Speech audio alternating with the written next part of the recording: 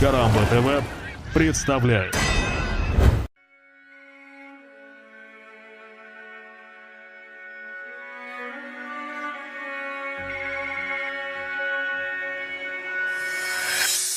Камеры наготове, оператор с нами. Текст для ведущего выведен на экране. Готов к последнему выпуску, Пчелкин.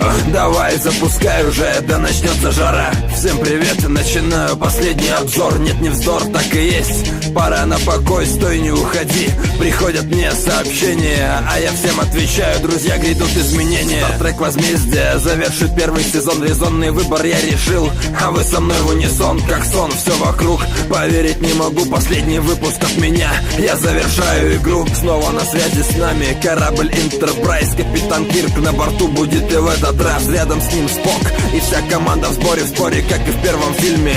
Будут эти два героя, но как ни странно, за косяк их разлучают. Кирка даже до помощника в звании понижают. Кто знает, может навсегда, а может и на время. Решили их корабля, ну и конечно общение. В это время в городе прогремел взрыв. Злодей объявился и взорвал главный архив. Глав Звездного флота собирают срочно, чтобы понять, кто, как и поставить точку. Только есть одно но, это все ловушка. Злодей-то не дурак и не играет в игрушки. Архив лишь приманка, чтобы собрать всех и одним залпом всех глав похоронить без помех. Много потерь с нашей стороны после атаки. Злодей на свободе, победивший в драке. Надо отправить корабль на поиски его, но непонятно куда и непонятно кого. Ну и конечно Кирк просит вернуть ему звание, чтобы отправиться на поиски негодяя. Просит еще в помощники Спока восстановить, чтобы команду Enterprise заново возродить. Какой ждет ответ Кирка, узнаешь в кинотеатре. Я советую сходить и увидеть в кадре прекрасную игру актеров и крутые эффекты. Лишь только с музыкой, как по мне, были дефекты. Я ставлю 9 баллов этому шикарному фильму и уже заканчиваю генерировать рифму. Думаю, с меня хватит, желаю всем мира. Это рэп-кинообзор, ставший твоим кумиром.